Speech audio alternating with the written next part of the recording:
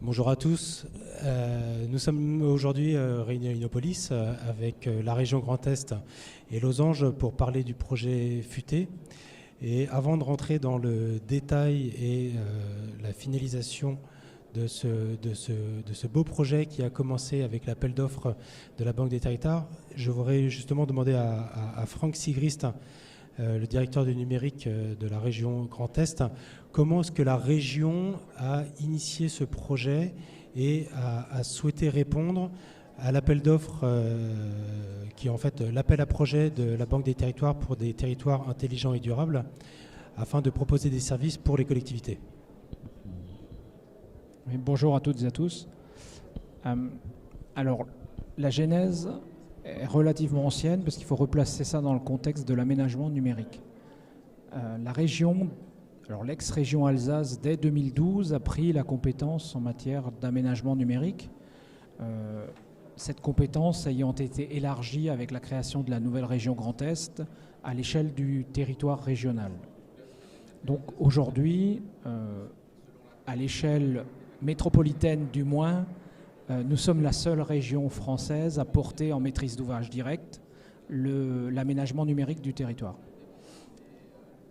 De là est venue très vite une préoccupation avec un réseau qui couvre 9 des 10 départements du Grand Est, des préoccupations de supervision du réseau, de suivi, parce que certes il y a un exploitant, mais il y a aussi des préoccupations très locales d'accès à certains équipements sensibles. Et dès 2020, nous nous sommes posé la question d'avoir un équipement qui permette d'intégrer un certain nombre de données différentes, données sensibles comme les températures dans les nœuds de raccordement optique. Je ne vous apprendrai rien, mais l'informatique et la chaleur ou l'informatique et l'eau ne fait jamais bon ménage. Donc il vaut mieux avoir ces équipements-là, de même que les interférences avec des pénétrations non souhaitées, donc des caméras ou des contrôles d'accès. En parallèle, le président actuel du conseil régional, qui était le vice-président en charge du numérique, avait souhaité donner une impulsion aux collectivités. La fibre arrivant, qu'allez-vous en faire? Saisissez-vous de cette opportunité, non seulement pour accueillir des nouveaux habitants, non seulement pour développer l'attractivité du territoire, mais aussi pour engager une transition digitale des communes. Fini la commune ouverte uniquement de 14h à 16h, 2 fois par semaine. Parce que la région Grand Est, pourquoi je prends cet exemple-là, c'est que nous avons un peu plus de 5200 communes, dont 92% ont moins de 2000 habitants. Donc on a un territoire extrêmement rural, sur lesquels les services publics sont relativement éloignés de la population. Donc il faut faire revenir ces éléments-là en local. Donc ces éléments-là ont amené à une convergence d'intérêts, de se dire qu'en octobre 2021, au moment de la publication de l'appel à projet de l'État Territoire intelligent et durable, nous avions peut-être un intérêt à candidater avec un certain nombre de partenaires, dont notre concessionnaire Losange, pour pouvoir proposer la mise en œuvre de démonstrateurs dans le cadre de ce qui s'appelle FUTE, qui est un acronyme qui n'a rien coûté, parce que c'est une invention purement régionale, pour fibre utile au territoire et à l'environnement.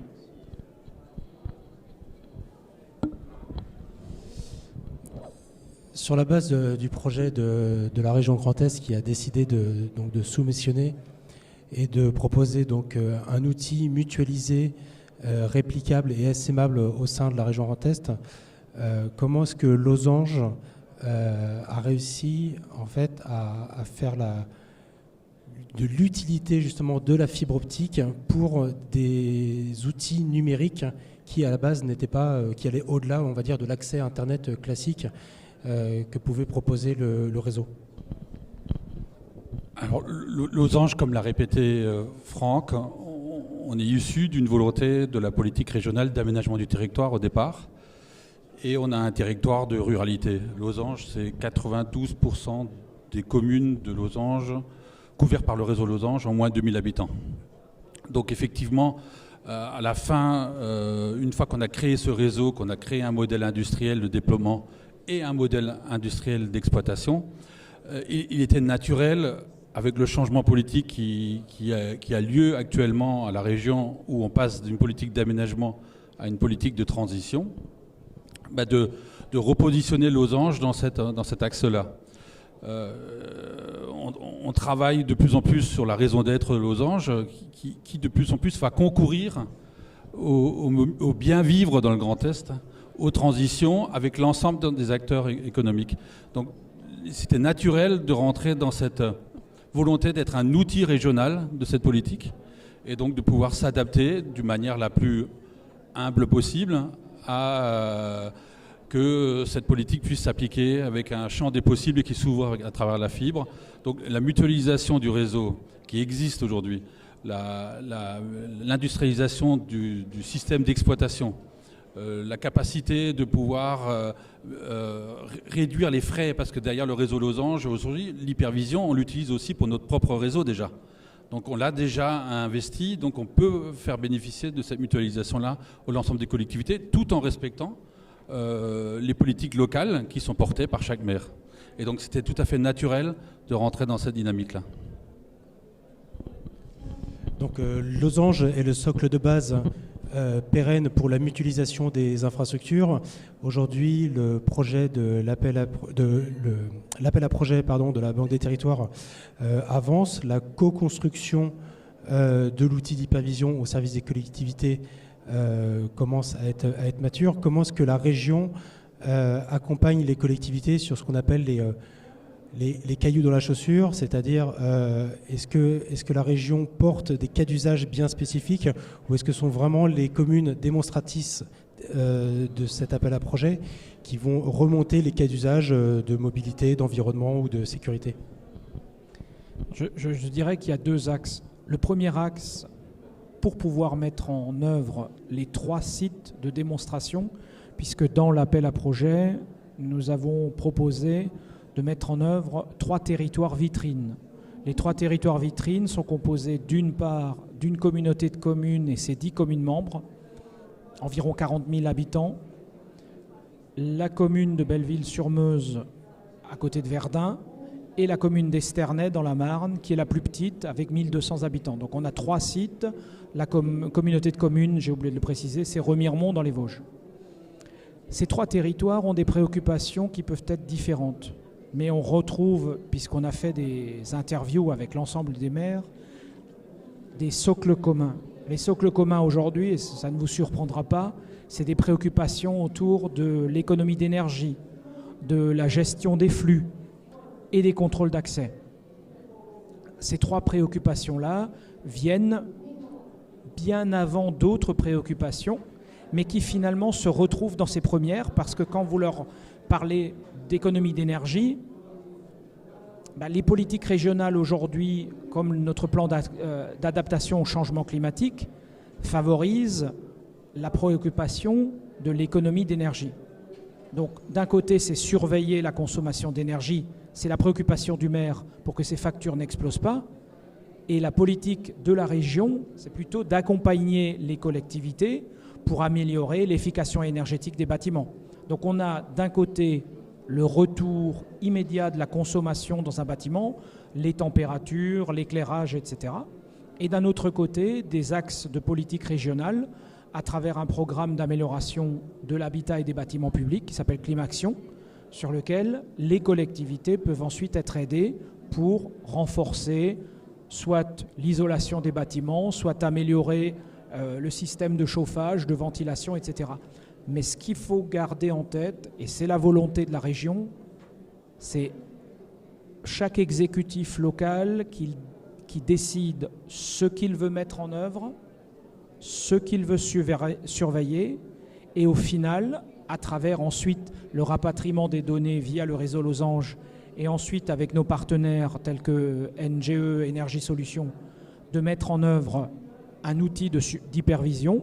Le tableau de bord est adapté aux besoins de chaque maire. Ce n'est pas la région qui va dire à un maire, par exemple, je prends un cas qui était cet été, la recommandation du gouvernement a été de ne pas mettre les clims en place à partir de 26 degrés. Si un maire décide que la clim se met en route dans les bâtiments administratifs de la mairie à partir de 22 degrés, c'est le choix du maire. On pourra lui dire c'est peut-être pas très bon pour l'environnement, c'est peut-être pas très bon pour la consommation énergétique, mais on ne va pas lui dire c'est interdit, stop. C'est chaque maire qui pilote et qui reste propriétaire de la donnée. Le sujet a aussi été de mettre en place des conventions de sorte à ce que chaque maire reste propriétaire de la donnée émise et de la donnée retravaillée, reçue pour son pilotage. Est-ce que le rôle de tiers de confiance que peut avoir Losange vis-à-vis justement des interlocuteurs, des maires, des EPCI, a joué un rôle important dans les discussions sur la mise en place justement de ces démonstrations? Je n'utiliserai pas le terme tiers de confiance parce que derrière il y a une connotation juridique très, très importante, mais plutôt un travail de proximité dans la droite ligne de ce que veut Franck Leroy, le président de la région, d'être proche des collectivités. Donc Losange n'est qu'un outil de cette approche-là. Donc effectivement, la confiance qu'on a réussi à monter à travers l'outil industriel de déploiement, et puis maintenant de plus en plus sur la vie du réseau, sur l'exploitation du réseau, facilite cette implémentation et cette confiance de récupérer les données, mais les données restent propriété de la collectivité. Ce n'est pas des données qu'on récupère nous, Losange. On fait juste l'analyser, on le digère et on le redonne pour que les élus locaux puissent appliquer leur politique locale. Très bien. On peut peut-être parler du calendrier, on va dire, très très général. Quelles sont les prochaines grandes étapes du projet FUTE avec les collectivités et donner quelques idées de restitution sur lesquelles on pourrait démontrer les choses? C'est vrai que quand on a déposé le projet, on répondre à l'appel d'offres, on avait des idées assez claires de ce qu'on voulait faire. Pour les mettre en œuvre, il faut des partenaires industriels, c'est une chose, et il faut aussi l'assentiment local, puisqu'on travaille avec les collectivités. Donc il a fallu quand même tout un temps à la fois d'adaptation et d'acculturation de ce dont on parlait. Parce qu'arriver dans des territoires ruraux en leur disant « chouette, vous allez voir, on va faire un territoire durable et connecté », parce que je ne veux pas utiliser le terme de Smart City, mais c'est un peu ça. Ça dépasse un petit peu parfois la compréhension des élus ruraux. Même si par contre, à notre grande surprise, ils ont tous très très largement adhéré à la démarche. Ils étaient demandeurs. Par contre, il a fallu prendre du temps pour comprendre quelles étaient leurs préoccupations. Comme tu l'as dit Pierre, leurs cailloux dans la chaussure. Alors au singulier ou au pluriel selon les territoires. Et à partir de là, maintenant, on a un plan de bataille qui va permettre de déployer là, dans les prochains jours, je ne vais pas dire jours, peut-être semaines, mais en tout cas là, courant du mois prochain, les premiers capteurs sur les bâtiments en matière de température, de CO2, COV, je crois que j'en oublie pas. Non, c'est ça. Ensuite, on va rentrer dans une étape d'acculturation parce qu'il va falloir former les 13 collectivités partenaires au suivi des tableaux de bord, à leur exploitation, pour ensuite poursuivre la démarche sur la suite des éléments, les éléments en matière de contrôle d'accès, les éléments en matière d'éclairage public, parce que c'est un sujet, alors je ne sais pas s'il est très à la mode, mais en tout état de cause, même si les collectivités, certaines, par exemple, ont déjà intégré l'extinction nocturne de leur éclairage public, ont mis en place des LED. Mais par contre, ce que certains maires nous ont dit, c'est quand ils ont des manifestations, certains en ont régulièrement, ils se retrouvent à devoir payer un agent communal le vendredi pour reprogrammer les armoires. Et puis le lundi, sauf si l'agent il est en RTT, ça va être le mardi, à reprogrammer à nouveau les armoires. Et il n'y a pas de système centralisé. Donc, on va essayer aussi d'améliorer sans qu'ils aient d'investissement majeur. Parce que la problématique, vous l'aurez compris, on est dans des territoires ruraux, des territoires sur lesquels les collectivités n'ont pas de grand budget. La plus petite commune a 130 habitants, la plus grande en a 25 000, je crois j'arrondis, mais 25 000. Donc ce ne sont pas des collectivités avec des gros budgets. Donc il ne s'agit pas de venir avec des projets sur lesquels on va leur dire, voilà, le moindre capteur va coûter 5 000 €. Ça sera juste impossible pour ces collectivités de le mettre en œuvre. Il faut venir avec quelque chose qui parle au territoire, qui soit adapté aux besoins du territoire. Une fois que la période de l'appel à projet sera passée, par contre, les collectivités auront le choix, et quand je dis les collectivités, je ne parle pas des 3 territoires tests, là je parle de l'ensemble du Grand Est, de poursuivre la démarche, mais de choisir leur fournisseur. La région ne se positionne qu'en interface pour le rapatriement des données, la garantie de la gestion de la donnée, le tableau de bord, mais en aucun cas ne va être centrale d'achat pour des capteurs, des caméras. Enfin, on ne va pas devenir un UGAP bis à l'échelle régionale.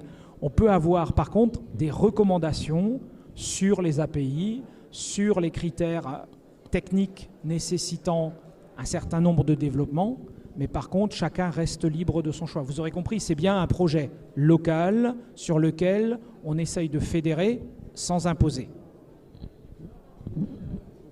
Oui, pour répondre à ta question sur les déploiements, dans ce type de projet, il y a 4 temps.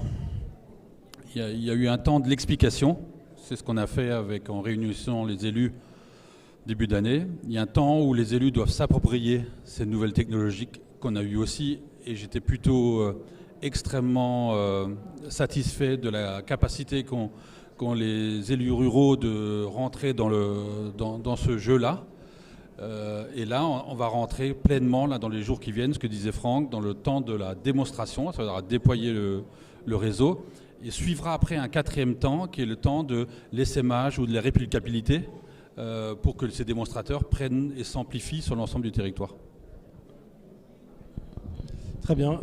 Merci à vous deux pour ce retour d'expérience, pas du projet, mais en tout cas de la naissance et de la genèse du projet FUTE, la fibre utile au territoire et à l'environnement déployée dans le Grand Est.